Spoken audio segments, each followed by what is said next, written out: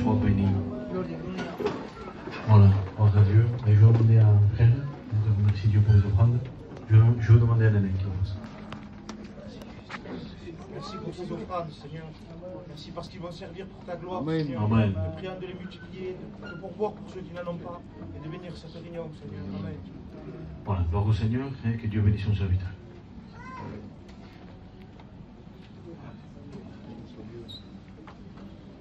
Voilà, je vous salue à tous dans le nom de Jésus. Nous nous sommes réjouis à écouter les témoignages vivants que la croix encore opère en ce moment-là. Béni soit Dieu pour les cantiques. Amen. Mais nous allons ouvrir la parole de Dieu. Amen. La parole de Dieu. Alors quand ma femme me disait, quand il frappait le paillou, je disais, oh, non, c'était qu'on mettait les gants. C'était qu'on mettait les gants. Donc voilà. Mais l'Éternel m'a fait grâce. Amen. Il m'a retiré du fond de la boue, de la destruction. Il a dressé mes pieds sur le roc. Amen. Il a mis un cantique nouveau dans mon cœur. Cantique d'allégresse, un cantique de joie. Oui, une louange à notre Dieu. Gloire à Dieu. Amen. Voilà. Si vous êtes venus pour moi, donc malheureusement, vous serez déçus. Mais quand on vient pour Jésus, là, on n'est pas déçu. Amen. Le Père de notre Seigneur Jésus-Christ, s'est réservé une fonction.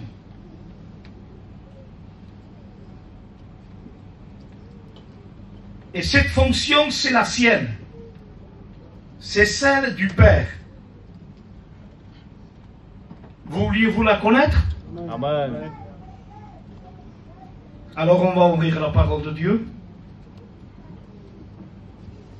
Merci pour ceux qui m'ont prêté les lunettes. Voilà, nous prenons Jean, chapitre 6. Jean, chapitre 6, verset 44.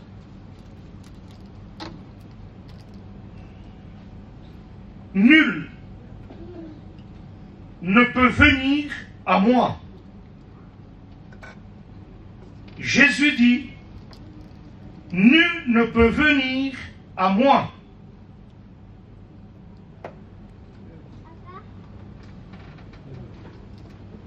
Ne croyez pas que tu viennes à Dieu, que tu viennes à Jésus, comme tu veux. Nul ne peut venir à moi. Ce n'est aucun homme, aucune église, aucune religion qui peut t'amener à Christ. Et pourtant, la Bible dit, Jean chapitre 5 verset 12, celui qui a le Fils a la vie. Jean 14 verset 6, je suis le chemin, Amen. la vérité et la vie. Amen. Et là, il ajoute quelque chose. Nul ne peut venir au Père que par moi. Alors, nul ne peut venir au Fils par d'autres moyens, et nul ne peut aller au Père par d'autres moyens.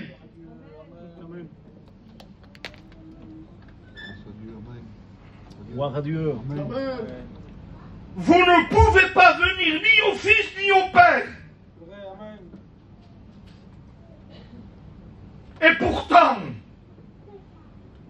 Jean 17, verset 2 ou 3, or, Jésus dit dans sa prière de souverain sacrificateur sacerdotal, il dit, Père, Père, la vie éternelle, c'est qu'ils te connaissent toi,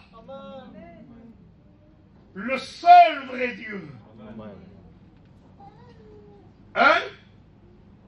Et il ajoute, et celui que tu as envoyé. Amen. La vie éternelle, c'est de connaître le Père et de connaître le Fils. Amen.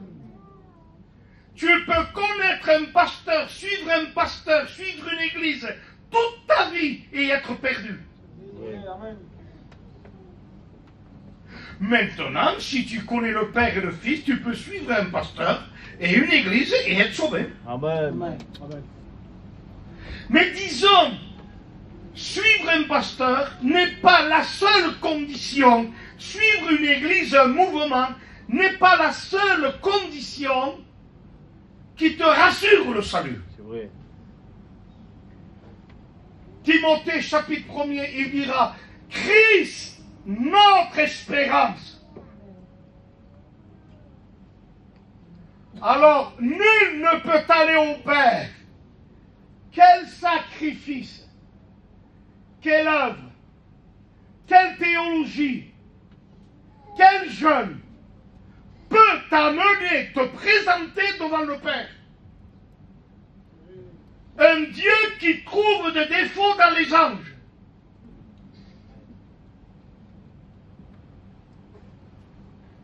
Un homme a vu un ange, il est tombé à ses pieds.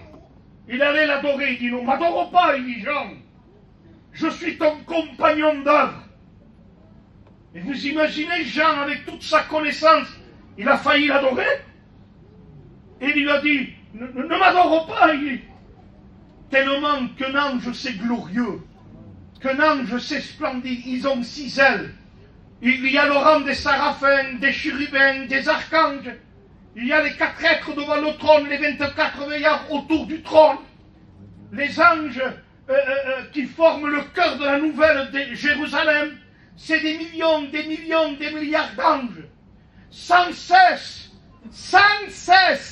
crient. Amen. Sans cesse, ils crient. Amen. Mais qu'est-ce qu'ils crient dans le ciel? Saint, Amen. Saint, Saint est l'Éternel. Amen. La terre et le ciel remplis de sa gloire. Est-ce que Dieu a besoin qu'on lui dise qu'il est saint pour qu'il se rappelle qu'il est saint? Non, il le sait qu'il est saint. Alors pourquoi ça crie les anges? Saint, Saint est l'Éternel. Parce que les séraphins rappellent aux chérubins, les chérubins rappellent aux séraphins, et les séraphins rappellent aux archanges, les 4 êtres devant le trône. Un visage d'homme, de buffle, d'aigle et de lion.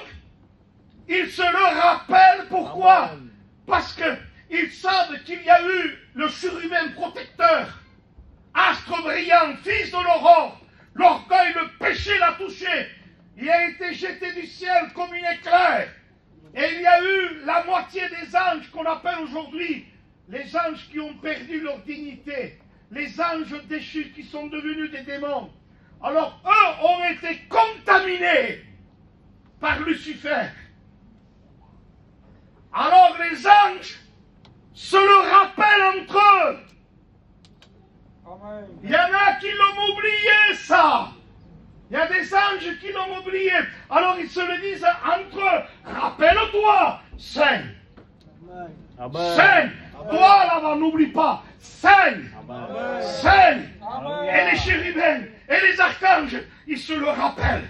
Ils se le rappellent. Faut pas oublier. Faut pas oublier que c'est un Dieu saint. Amen. Il habite dans les hauteurs de la sainteté. Et lorsqu'il regarde des anges, il trouve des défauts. Et l'homme de Dieu a dit, mais si tu trouves des défauts dans les anges, il dit, mais qu'est-ce que c'est l'homme de l'argile? Comment tu vois l'homme? Comment tu le vois? Et vous voulez venir à Dieu? Vous voulez vous présenter devant Dieu? Romains 3, verset 23. Tous ont péché, sont privés de la gloire de Dieu. Romains chapitre 6, verset 23. Le salaire du péché, c'est la mort. Ézéchiel chapitre 21. L'âme qui pêche, c'est celle qui mourra. Amen. Quel homme aujourd'hui peut se présenter devant Dieu? Amen. Tous coupables Amen. devant le tribunal de Dieu. Amen. Il habite dans les hauteurs, mais il a dit, Père, Amen. Père, Amen. me voici, Amen. envoie-moi. Amen. Puisqu'il est question de moi dans le rouleau d'Isaïe, chapitre 6, tu m'as formé un corps. Et c'est en vertu de cette volonté qu'aujourd'hui nous sommes sanctifiés. Il n'y a aucune œuvre, aucun sacrifice, aucune mortification, aucun jeûne qu'il peut te dénigrer, qu'il peut te sauver, qu'il peut te laver. Rien, absolument rien. Il n'y a que l'offrande du corps de Christ à la croix. Amen. Qu'il nous a sanctifiés, qu'il nous a purifiés, qu'il nous a lavés. Amen. Et ce soir, c'est un vrai évangile que je veux prêcher. C'est l'évangile de Christ, l'évangile de Dieu, l'évangile du sang, l'évangile de la croix. Alors il dit, nul ne peut venir au Père que par moi. Amen. Et nul ne peut venir à moi, il dit. Si le Père ne l'attire. Mais je ne comprends pas. Il faut passer par Jésus pour aller au Père. Eh bien que le Père m'attire à lui, c'est tout.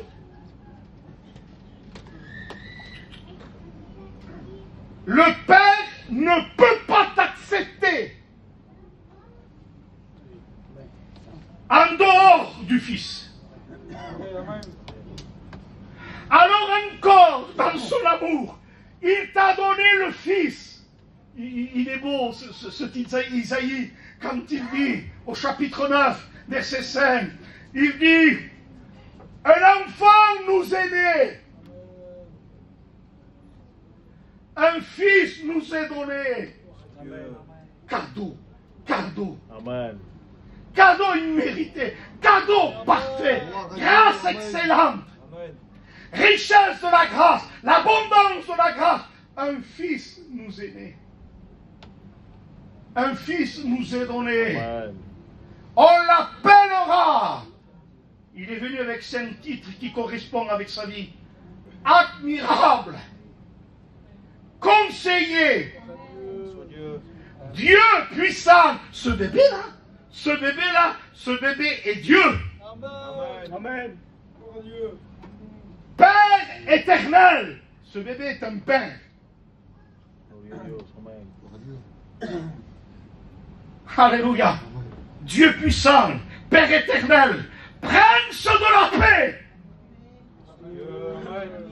Ceux qui sont agités par le péché, par la drogue, par l'alcool, qui sont esclaves des vices, qui sont esclaves de la haine, de la dépression, je vous présente ce soir, dans le nom de Christ, non pas quelqu'un qui peut adoucir ton agitation, mais je connais quelqu'un ce soir, le prince de la paix.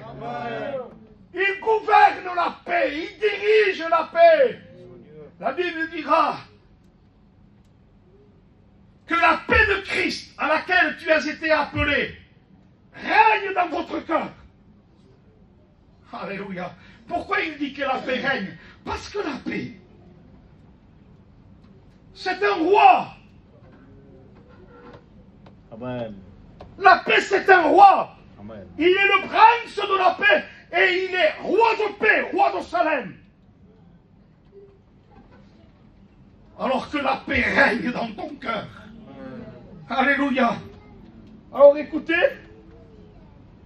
nul ne peut venir à moi si le Père qui m'a envoyé ne l'attire.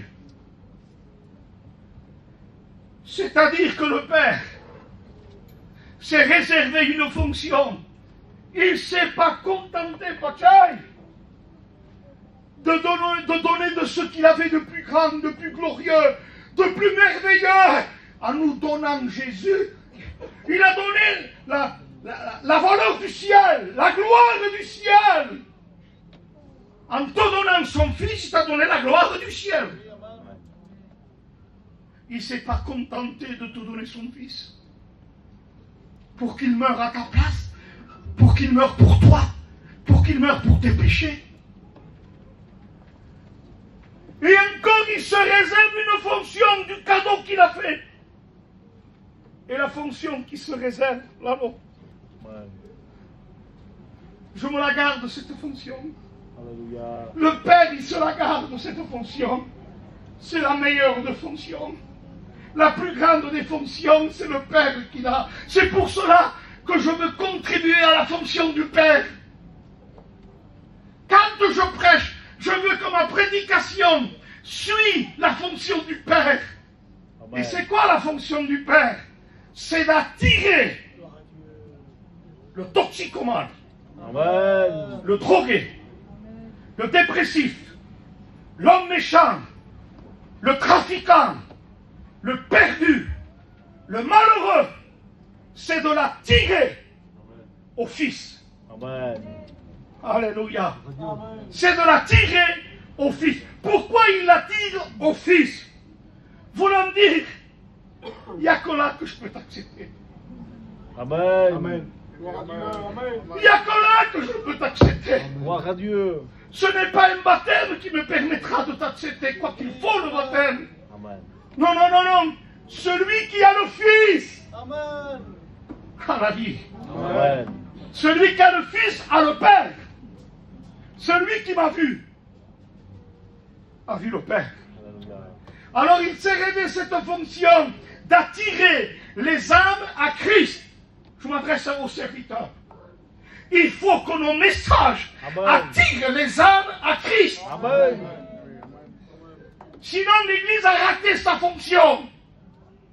Des beaux chants, des beaux témoignages, des belles prédications. S'il n'y a pas au centre le message qui attire les âmes Amen. enténébrées à Christ, on a raté la réunion. Amen. On les a bercés.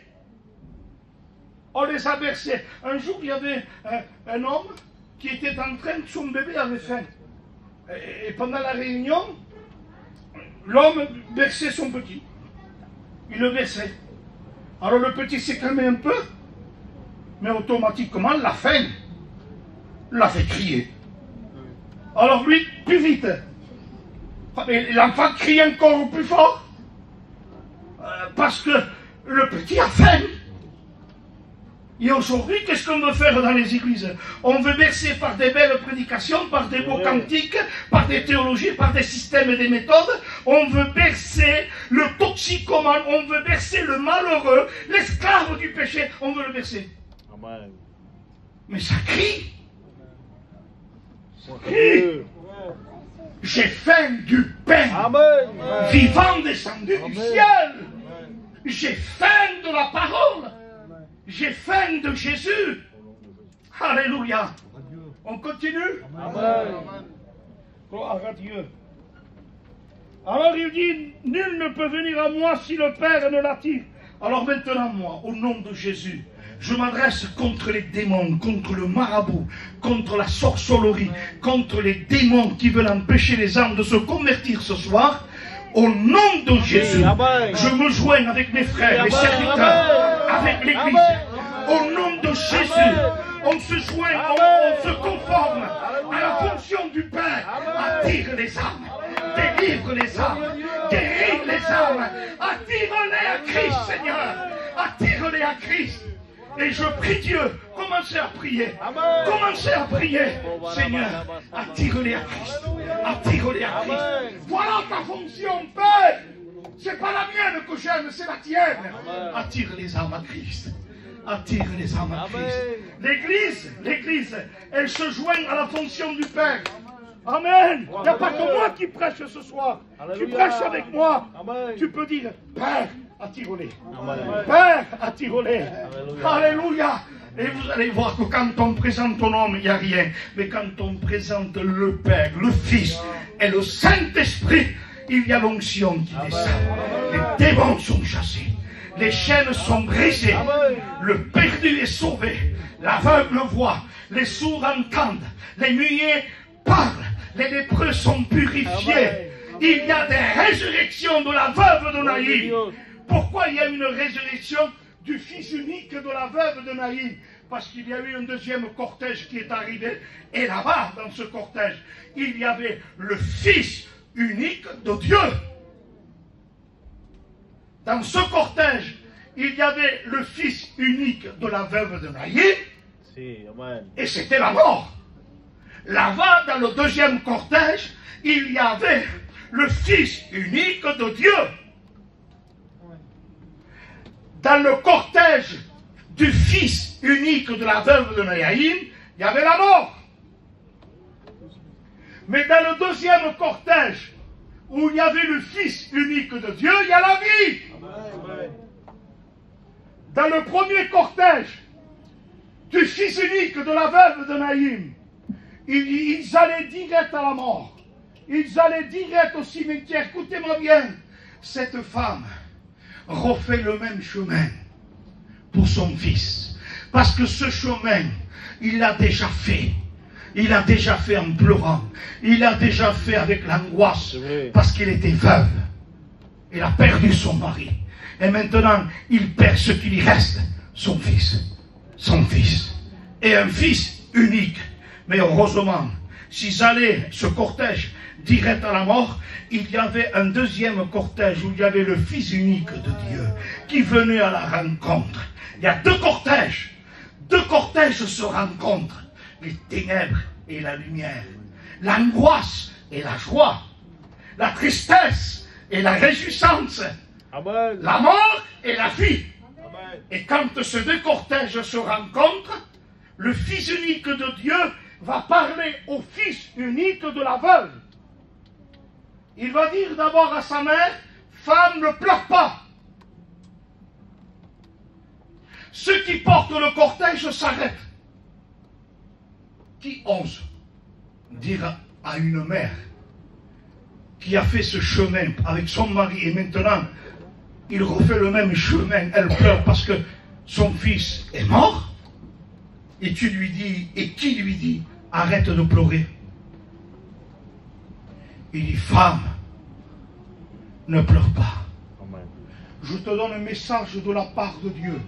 Toi qui fais que pleurer, toi qui prends des Xanax, qui prends des Exomil, toi qui te couches le soir et qui tu sanglotes parce que t'en peux plus, tu es en sanglots, tu as des angoisses. Tu penses à ta fille, tu penses à ton fils, un foyer brisé, l'un se drogue, le foyer de ta fille est brisé, t'en peux plus, tu es en dépression, ton mari est en dépression, et tu es en train de verser des larmes, mais ce soir, il y a le Fils unique de Dieu, dans un cortège qui est l'Église, un cortège de vie qui te dit ce soir, ne pleure plus. Amen.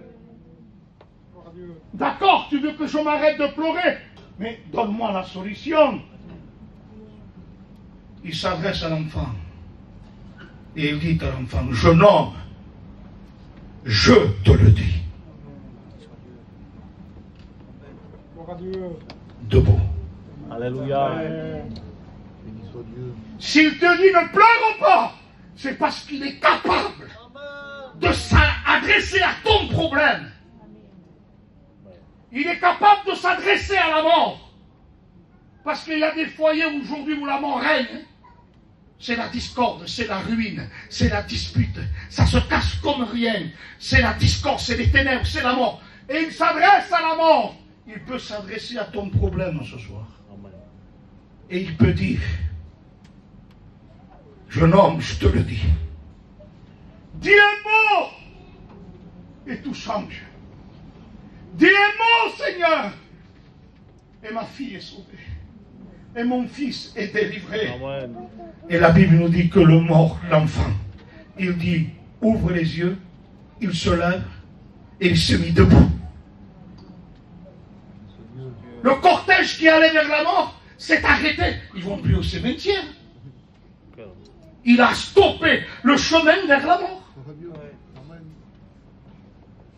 Et ce soir, il veut arrêter Amen. ta descente vers la mort.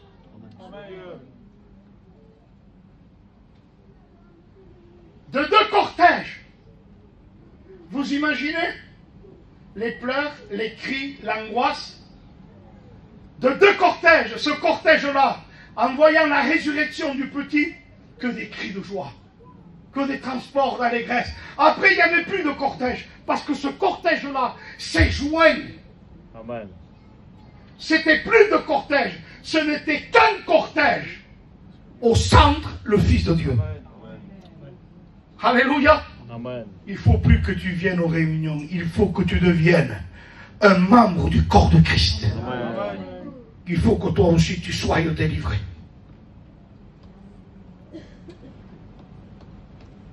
Nul ne peut venir à moi si le Père ne l'attire. Écoutez, je lis pour vous Matthieu 11, verset 27.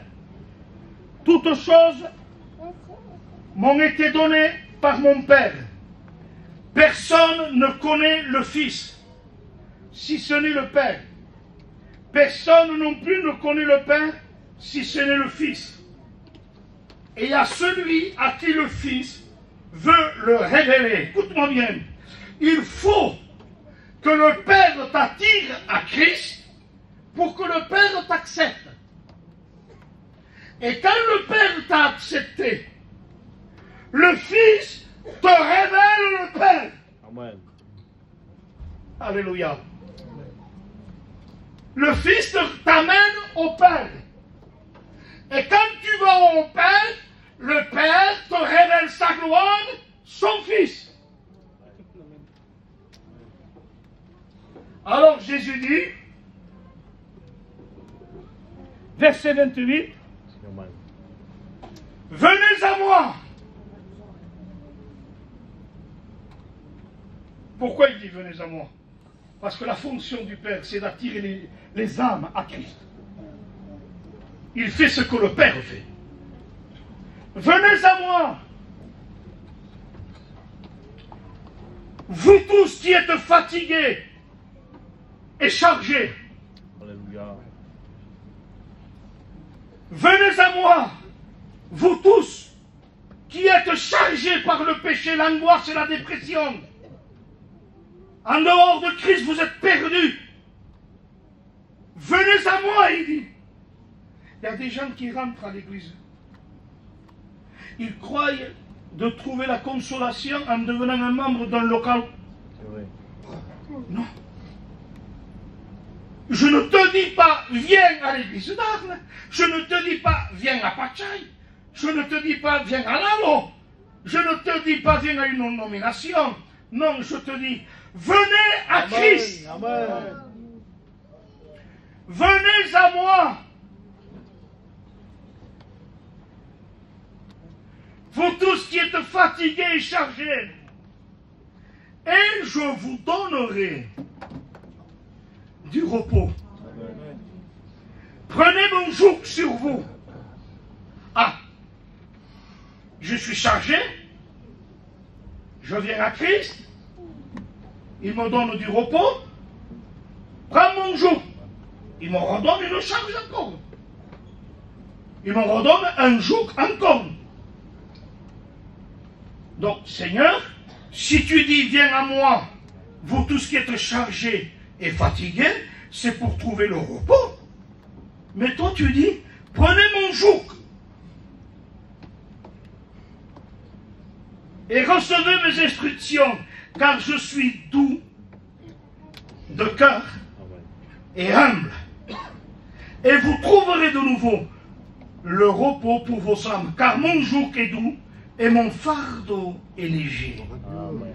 Car mon joug est doux et mon fardeau est léger. Venez à moi, vous tous qui êtes chargés et fatigués, je vous donnerai du repos. Prenez mon joug. Mais vous croyez que Dieu veut vous mettre un poids? La religion vous met un poids. Amen. L'homme vous mettra un poids. La chair va te mettre un fardeau. Fais, refais, recommence. Fais des efforts avec la chair. Ça, c'est de la religion. Quand il dit, venez à moi, alléluia, venez à moi, s'il dit, et je vous donnerai du repos. Je suis doux, humble, mon fardeau est léger. Comment il est léger son fardeau? Alors j'ai plongé les regards dans la Bible. Quand il dit, prenez mon joug, il semble qu'il y a une contrainte. Il semble qu'il y a un fardeau. Prenez mon joug. Mais qu'est-ce qu'il nous dit? Qu'est-ce qu'il nous dit? Écoute-moi bien, j'ai regardé dans le grec.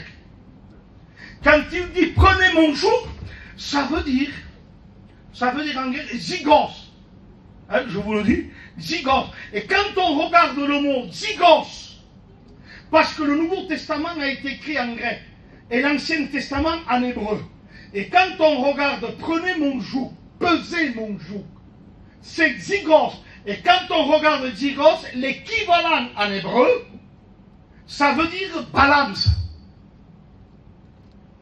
Et les balances, dans l'Ancien Testament, servaient pour peser les sacrifices, les offrandes qu'on faisait. Amos Naïm. Et Amos Naïm veut dire, quand Jésus dit, prenez mon joug, ça veut dire, Amos Naïm, veut dire balance. Balance qui pèse les sacrifices et les offrandes. Alors ça veut dire, Amos Naïm, prenez mon joug, ça veut dire, pesez mon sacrifice pour vous. Amen. Amen. Amen. Gloire à Dieu. Pesez l'offrande de mon corps pour vous. C'est différent que de mettre un joug. Alléluia. Pesez le sacrifice. Et là, il dit, vous verrez que je suis doux. Amen. Humble. Mon fardeau est léger. Mais oui, c'est léger. Pourquoi? Amos Naïm. Pesez le sacrifice de la croix. Pesez l'offrande de la croix. Amen. Mais comment mesurer ça? Amos Naïm. Éphésiens 3, verset 14, il dira que vous puissiez comprendre avec tous les saints quelle est la largeur, quelle est la hauteur, la longueur et la profondeur de son amour. Alors ce soir, Amos Naïm, la balance qui me dit pesez mon sacrifice, on va le peser un petit peu. C'est la largeur, c'est car Dieu a tant aimé. Amen. Venez à moi. Vous tous, pesez l'offrande, pesez le sacrifice, pesez-le par la foi. Venez à moi et contemplez-moi à la croix. Amen. Contemplez ma mort, contemplez ma résurrection. J'ai vécu la mort, j'ai vécu les ténèbres. Je suis mort pour tes liens, je suis mort pour le malheureux, pour le perdu. Pesez, Amos Naïm, pesez ce soir. Pèse. Le poids du sacrifice est plus fort que le poids du péché qui t'écrase. Alors il dit, venez à moi, vous tous qui êtes fatigués et chargés, Et à la croix, quand il dit la largeur, ça veut dire quoi la largeur? Il a aimé de tout peuple, de toute langue, de toute race, de toute nation, de toute nationalité, de toute couleur. Dieu a tant aimé.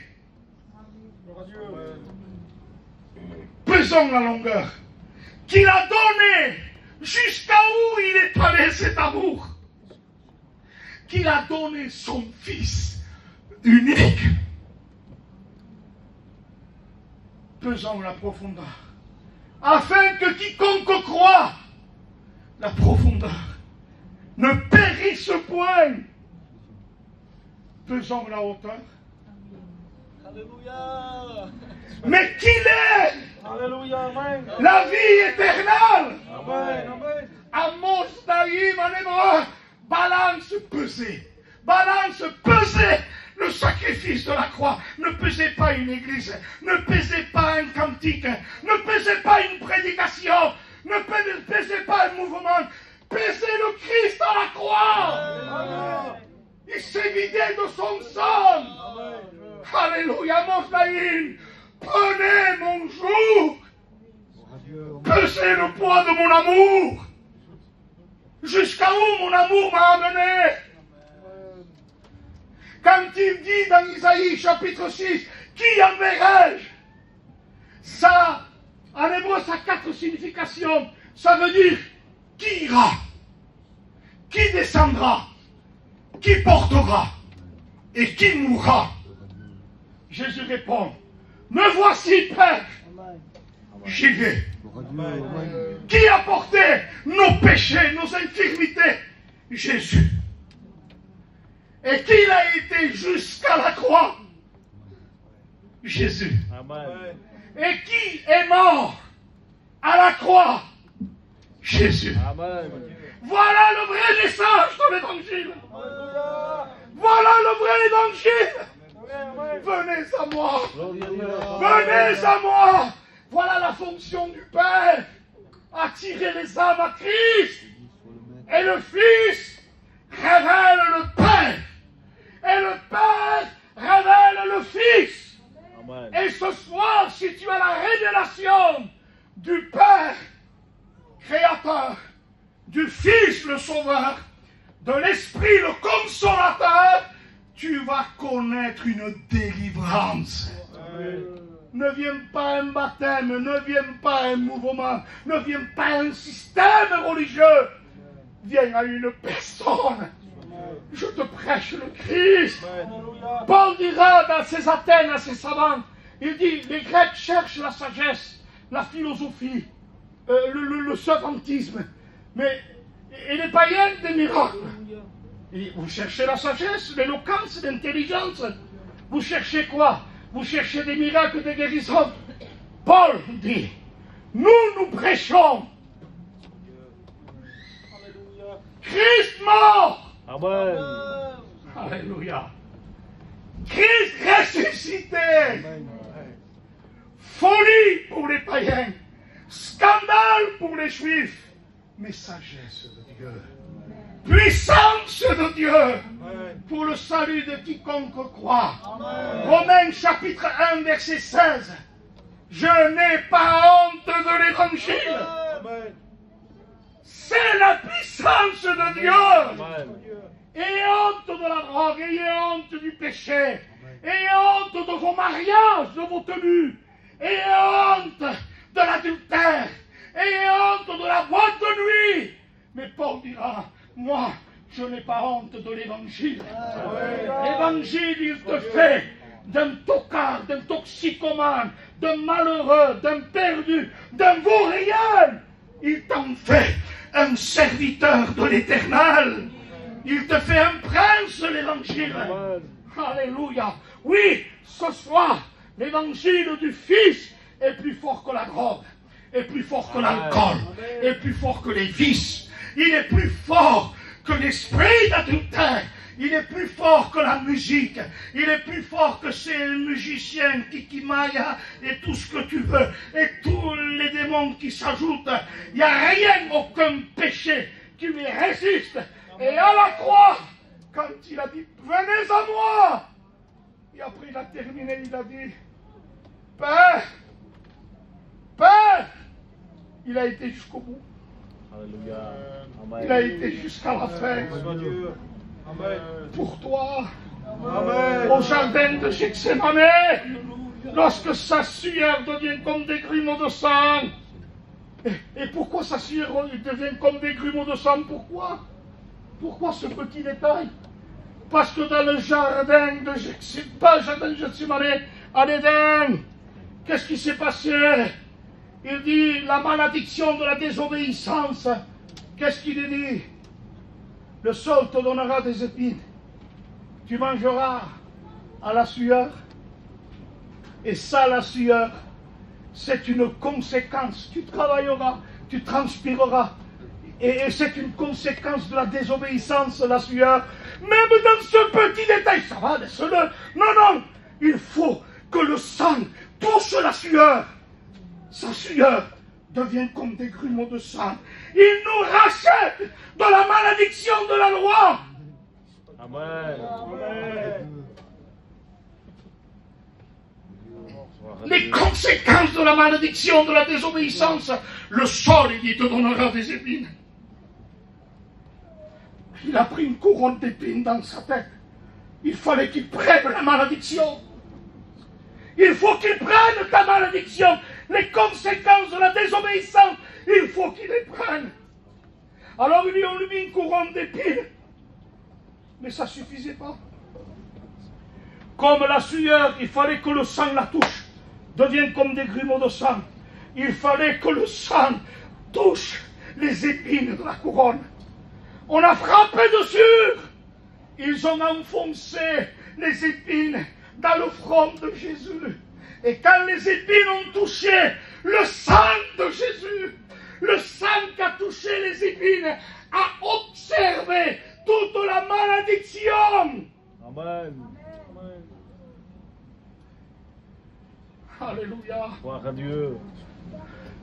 Et au jardin de Gethsémane, il est en train de payer. Et à un moment donné, il était en agonie. Hébreux chapitre 5, il dira, c'est lui qui dans les jours de sa chair a présenté avec grand cri et larmes. Mais c'était au jardin de Gethsémane qu'il a crié. C'était au jardin de Gethsémane. Alors à un moment donné, il dit, Père, si ça serait possible, je ne peux pas voir la coupe du péché, la coupe de l'horreur. C'est trop sale, tes yeux sont trop purs pour voir le mal. Père, je ne peux pas. J'ai vécu dans la sainteté, j'ai vécu dans la droiture, et aujourd'hui il faut que je prenne sur moi. Ah Père, l'horreur que je vois dans cette coupe, je vois tous les adultères, tous les meurtres, je vois tout le péché, tous les toxicomanes, tous les drogués, je les vois là, mais moi il faut que je prenne ça, Père, il faut que, Père, si ça serait possible, de l'éloigner.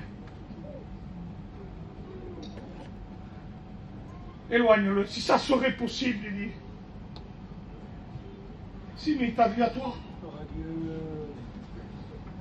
Si j'y vais pas, aujourd'hui, toi, t'es perdu. Amen. Alors, il nous a vus. Amen. Il nous a vus. Et c'est là où il a dit, Père, non, non ma volonté, mais la tienne. Amen. Il a fait ça pour toi, il a été jusqu'au bout pour toi.